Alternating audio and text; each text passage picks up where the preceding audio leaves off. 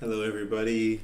Chloe here, founder of the Marma J Foundation, and I'm going to be speaking today about my goals, motivations, areas of research interest. This is part three of like a series of videos I'm doing.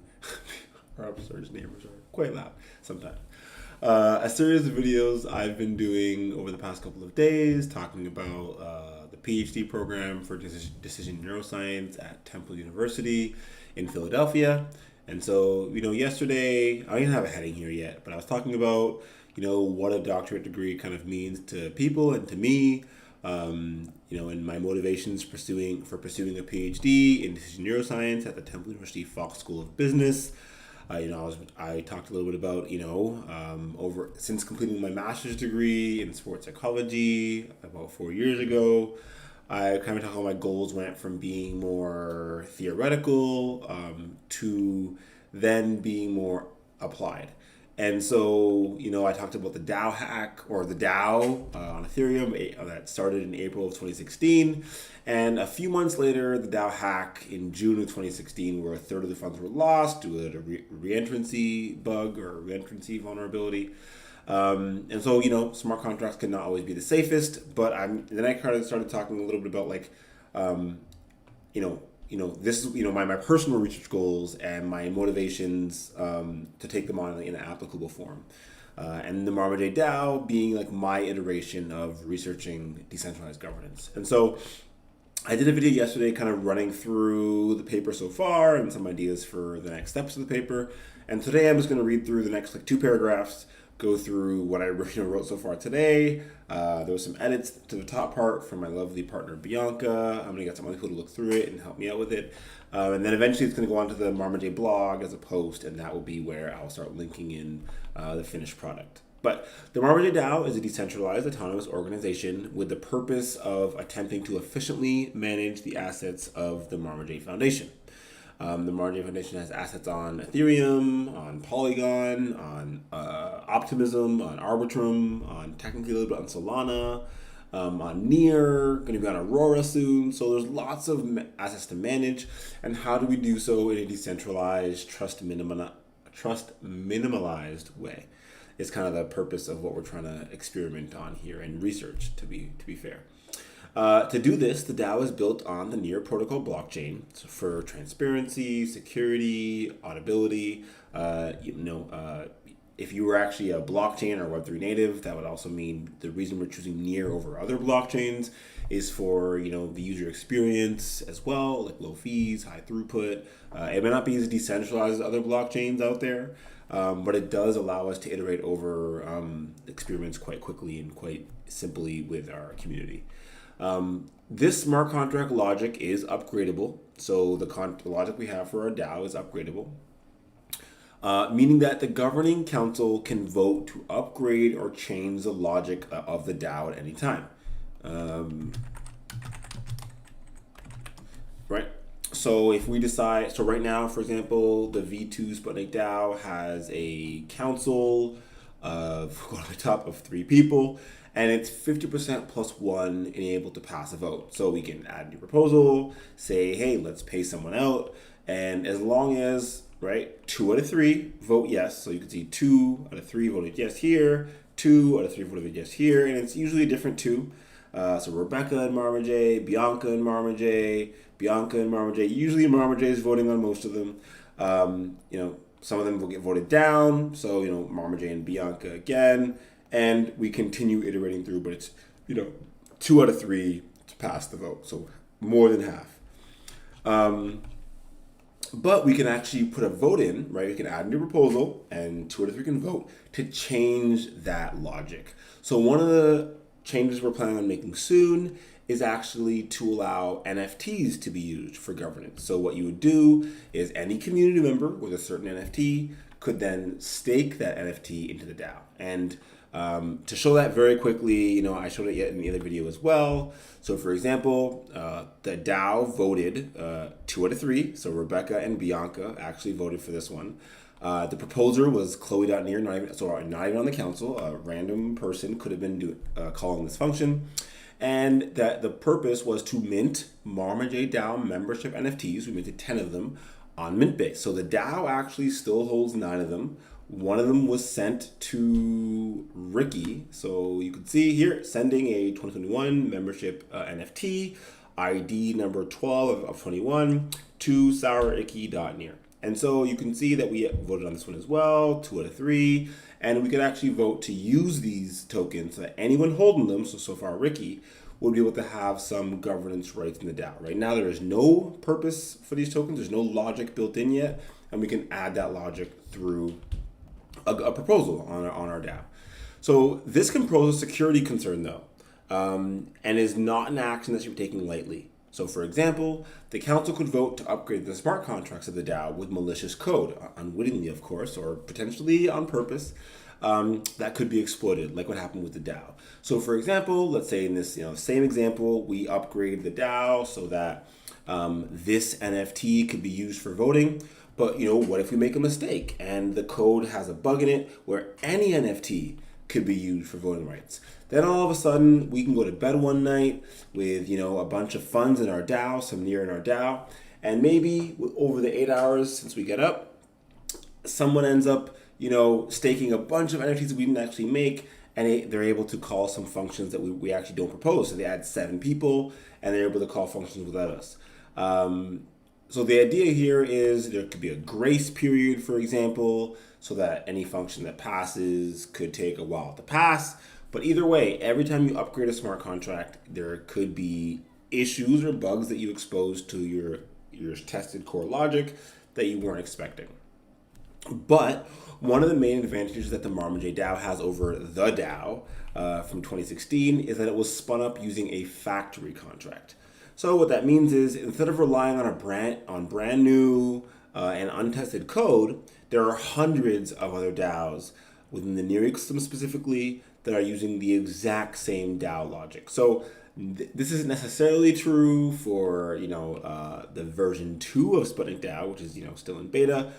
But if you go to stats.sputnik.fund, you will see that for version 1 of the DAO, where all you're able to do is kind of add a council, remove council, submit payout proposals, and near tokens, there are 208 DAOs. So a lot of the basic core functionality for the DAOs on Near have been tested multiple times and arguably thoroughly tested because 722,000 Near, greater than that, has gone through the DAO already, or these hundreds of DAOs, and there's currently $2.7 million worth of US dollars locked up in these DAO treasuries. So that's pretty wild. It's quite a bit of money. So if it was completely unsafe, I'm sure someone would be incentivized to try and hack those funds or steal them. But since those funds aren't gone already, the larger amount of funds that are in these DAOs, without there being a bug, it kind of gives the community more confidence to feel comfortable using these applications. So what this does is it allows DAOs created using the factory to be able to support each other as they iterate through their decentralized governance methodologies. So as the Marma J Foundation chooses to upgrade and allow NFTs to be used for staking weight and governance, for example, maybe another DAO uses fungible tokens like the Marma J token or their own community token to be used in governance. The Marma J Foundation has plans to use both actually, and the really cool part is all the code is open source, so any bugs we find or any boons, if we do a good job and the code works, it can be copied quickly by other. So yeah, it can be fixed by the developers, and then fixes can be deployed to support other DAOs that may be using the same vulnerable code. So this is talking more about the negative case and the security vulnerabilities that might be exposed to the DAO's logic. But it's also really cool how you're able to iterate so quickly, because if there's 100 DAOs in the ecosystem and only one of them has the expertise or the bandwidth or the time to experiment and iterate over new code and new functionality, if they're willing to go through that time and they end up making it work, a bunch of other DAOs or communities that want to adopt that same functionality can do so in a safer way because the code's open source, they can check it themselves, and maybe instead of taking all the time to work on it, they can kind of just check it how it works for their logic. Also, it allows DAOs to kind of work together and fund certain projects as a team. So, 10, 15, 20 DAOs might get together and decide they want to fund a developer to work on some new core logic, which would be beneficial not only to the one community, but to multiple communities. So there's more of a chance to have the economic power or, the time, the bandwidth to get something done. So that's about specifically the DAO. Now, on top of the DAO, one of the main, benefits we have to the Marma J ecosystem currently is the Marma J token. So if you don't know what the Marma J token is, I'll just show it quickly here. So this is Marma J token to the ref trading pair. And you can, if you view all the pools on app.ref.finance, which is a decentralized exchange, if you have no clue what that is, you can hit the docs thing. There'll be some guides. What is ref? Ref Finance is one of the core projects in the DeFi ecosystem on Near, so DeFi, decentralized finance. Its main objective is to bring together the core components of DeFi, namely decentralized exchanges, DEX, lending protocols, so like Aave, I've had a video about that. We're using Aave on Polygon to do lending.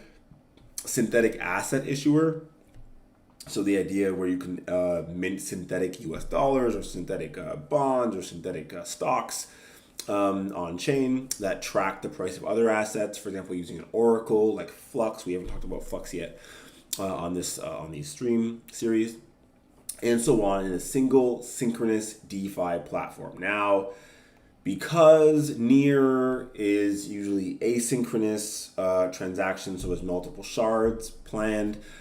Every single call is usually asynchronous. So the beauty of DeFi, of Ref, is that it creates everything in one smart contract and allows them to be synchronous. That's not that important for this video, but the idea is that by using Ref, if we hit Marma J, you can see that we have quite a few trading pairs currently with the Marma J token. So we have Marma J to Gitcoin tokens. I have a video in this series about the Marma J Foundation and how it's been using Gitcoin over the past few months. We have Marma J to wrapped Near. So basically what wrapped Near means is it's the Near token, but it's wrapped to be fungible token compliant. So NEP 141 compliant. So the API of wrapped Near is the same API of Marma J, which is the same API of Ref, and it allows it to be used in this decentralized exchange platform with a similar function calls. So there's Marma J to DAI. DAI is a stable coin which tracks the price of the US dollar. So this kind of helps us understand how much US dollars is one Marma J token. And the reason this is so valuable to me, in my opinion, because it tracks, all things, being equal, how the Marma J token is doing. So you can actually check the charts of this. So if you go to ref.nearchaintools.com, and when you watch this video, who knows what will still be available in terms of actual links. But if you go to pools, I think it's pools. If it loads relatively quickly, there we go. Marma J to NDAI. You could check charts, for example, and you could actually see how has the Marma J token been performing economically over a certain period of time. So if you want to check all, for example, you could see that since this chart only starts from September 2nd, but September 2nd token was $10.75. We had a nice little spike here where it was about $15 and 80 cents. And now we're at about, $11.85. So this kind of, in my opinion, supports the community. First of all, to understand that the token, we're not dumping it, we're not pumping it, we're kind of just letting the market do what it does. If you check the Near price, this is probably what the Near token would look like. Very similar to this. Actually, let's do it. I've never actually checked the Near, so let's do it. NDAI to W Near. Let's check the chart, and it should be on the left side this time. But this should show a pretty good example. So we'll go all time, and so not as smooth because the Marma J token is trading on so many different pairs. It's pretty much at the mercy of all those pairs. But you can see September 2nd is a bit low, and then around this time period, a nice big pump, and then it kind of came down a little bit, hovering around some middle-ish area. So it's pretty similar. We're kind of pegged a lot to the wrapped Near token. We have Marma J to wrapped ETH. Again, it's just Ethereum, but wrapped to fit the API of actually Ethereum, ERC20. and then taken over the bridge, the Rainbow Bridge to near. We have a little bit of liquidity to ref, a little bit of liquidity to hack, very, very little. And we even got some Mika token liquidity. But our main trading pairs are the ones right here: ref, ETH, DAI, near, and then Gitcoin.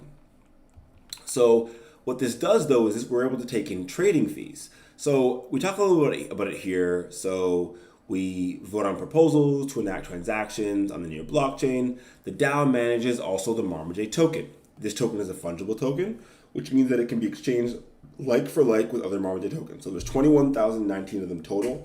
So actually, if you go to marmaj.org now, we have some information on the main page, explaining a little bit of the Marma J token, some information about it. So if you actually scroll down to the bottom, you'll see the current price of Marma J.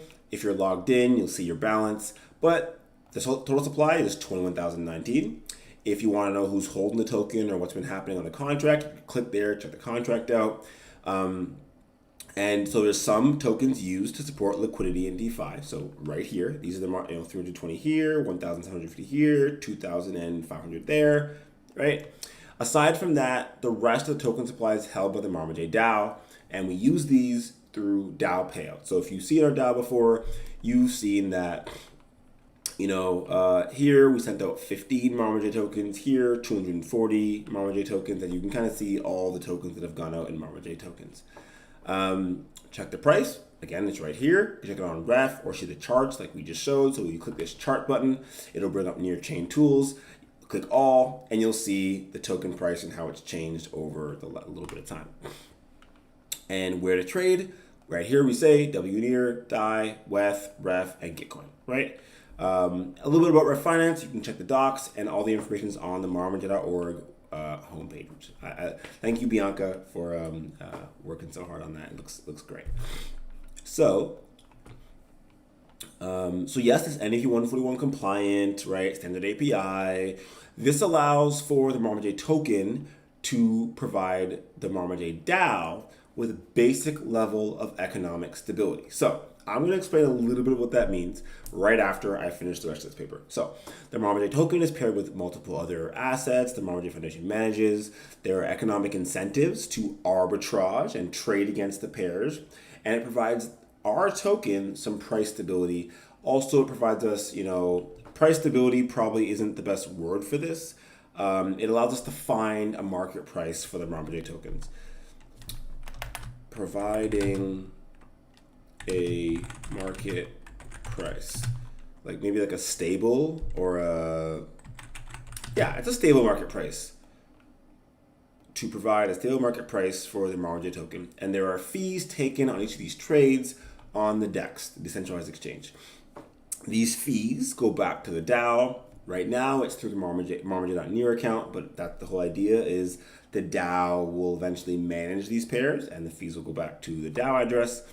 And we use these funds to distribute micro grants to the community. This base level economic support allows the Marma J Foundation to have a perpetual funding mechanism of some sorts. Nothing's ever truly perpetual, but this is pretty close in my opinion, which allows the Marma J community to have a higher level of perceived support. So this point for me is really important, this whole idea of perceived support.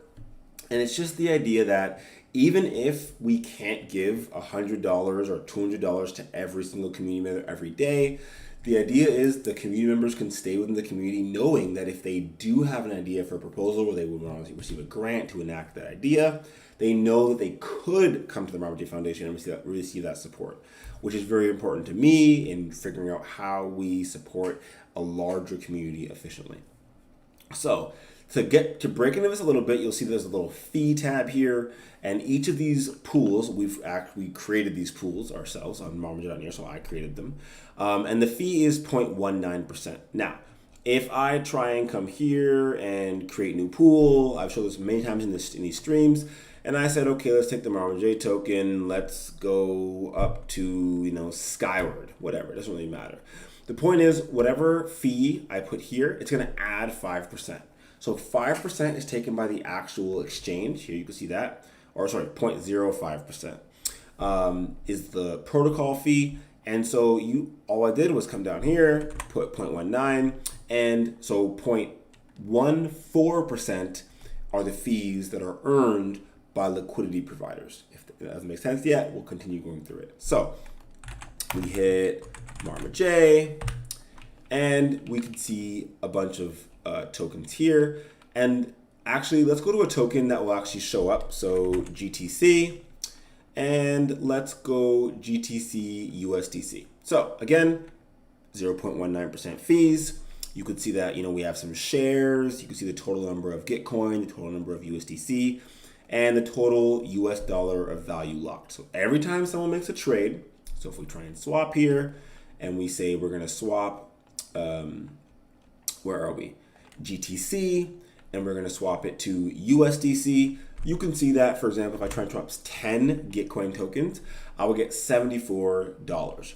And what's interesting about an AMM, automated market maker, is that if I sell one, you can see that the rate is quite a bit different, right? So each step is its own trade. If you want to know more about AMMs, please dig into it. We're not going to go through it here in this video, but the idea is if I sell one, you can choose your slippage. So if you see minimum received to 8.2629, if I click this button, it's a bit higher, 1% a bit lower. Now it's way clearer to see here. So for example, the minimum I get is 73.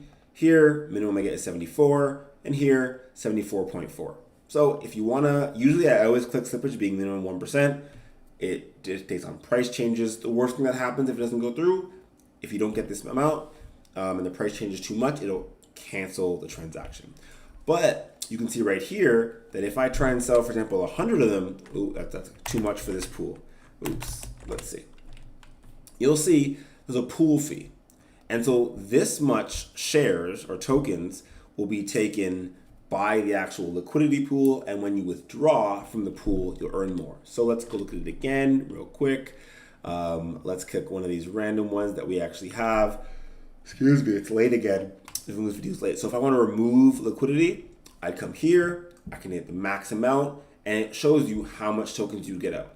Right? If you change liquidity, you can actually change the amount of tokens you get out, which is insane to me. That it can be so different based on like your human selection.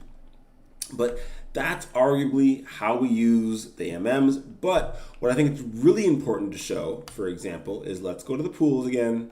Let's go to GTC so we can see in general how things are looking. So this pool, Gitcoin to USDC, has about $1,300 locked in it.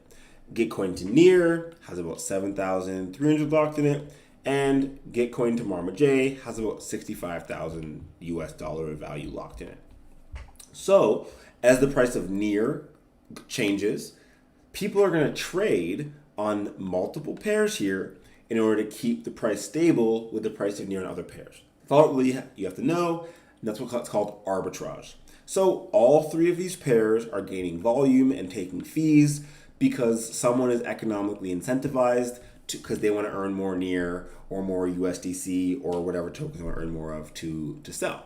So if we go to CoinGecko and we look at the Ref Finance exchange, we will be able to see how much volume goes through some of these pairs. So for example, I don't know what this 1 million NFTs thing is. It must be doing a good amount of volume. Yeah, 400,000 volume. Your token won't actually show up on CoinGecko unless you've got a lot of volume, which is interesting. So let's look here. So for NGTC to W Near, we looked at that here on Ref Finance. NGTC, W Near, we can dig into it a bit more. 0.19% fee. Remember, only 0.14 of that goes back to the Marma J Foundation. There's some Bitcoin here, $7,500. But if you look at Ref Finance, you could see that there's about $11,400 of daily volume on that pair. Okay, so keeping things very simple, that's how much volume we're doing on a day. Let's call it an average of $10,000 of volume a day. Now that volume has to come from somewhere. And I'm kind of sad that we can't see the rest of our pairs, but it would be, you'd assume that if you're doing $10,000 of volume on this pair right here, Gitcoin W Near, that volume is probably coming from this Marma J Gitcoin pair. and a little bit from this one at the bottom as well. But let's just say we're doing on average $25,000 of volume. Since this was almost double, let's just call this same as this, and let's say this was about double as well. So $20,000 of volume a day. So $25,000 of volume, okay, times 0.0014. Okay, so that's the fees we're taking right here, 0.0014. And I mean, you might not be able to see this on the screen, but the calculator will do it for us. So that's $35, which means on these pairs alone, just on the Gitcoin pairs, the Marma J Foundation is earning about $35 a day. Not bad. Times it by 7, you get our week amount, and so it's about $250 a week that we're able to earn just by having a token, putting some pairs, on the decentralized exchange, earning fees from external parties, trading on those pairs, and we're earning those tokens in whatever token they're traded on. So here, we're earning in Gitcoin, and we're earning in WNear. Okay, so hopefully that makes things somewhat clear about how things are going and how much is available. So for example, to keep things very simple, when I start a pair, I usually just add one token to one Gitcoin, for example, or one WNear. So either way, whether it was, you can see that how it started out where there was only 368 shares. So there's only 368 probably WNear or 368 Gitcoin, and now there is 420 something. So even if the token prices go down, the fees should cover a lot of the impermanent loss, hopefully. And if you don't know what impermanent loss is, you should Google it. But the idea is this liquidity is never going to get pulled. This liquidity is here to support the Marma J Foundation, the Marma J token. So hopefully this gives a little bit of a well-rounded view of, why I want to continue researching this, why I want to do my doctorate in decision neuroscience, what kind of got me interested in all this, like the DAO hack in 2016. I've tried iterating over many different ideas of DAOs in the past, and I feel like now we have a pretty strong foundation. I've worked with trading bots previously, I've worked with exchanges previously, and now I feel like in a decentralized environment, if you have a decentralized autonomous organization, you have a decentralized token, you're on a decentralized exchange, you're really able to use a really wide worldwide community to support your organization. So, in my opinion, that kind of explains how we're able to support people, how we're able to earn. I'm really hoping that soon we'll be able to track the Marma J token here and actually see how much volume we're doing across the pairs each day. I'm pretty sure CoinGecko probably wants something like $100,000 in volume a day. We're a little bit off that. As I said, we were probably around $20,000 of volume on that one pair, or on Gitcoin tokens, and we're probably doing around $25,000 of volume on the Marma J pair as well. So you look at Marma J specifically, it is tracked mostly to Gitcoin, but there is also a similar amount of USD value tracked to WNear, and then again a similar amount of the Gitcoin that's on to WNear as the Here's Your Die. There's also a little more, like almost a couple $1,000s in ETH liquidity and a couple $1,000s in REF liquidity, but for the most part, it's probably between $40,000 and $80,000 of volume a day. But that does allow us to earn quite a bit in fees, which we can use to increase our treasury and distribute that to the community. So that's it for today's video. Hope it was helpful. And until Sunday when we have our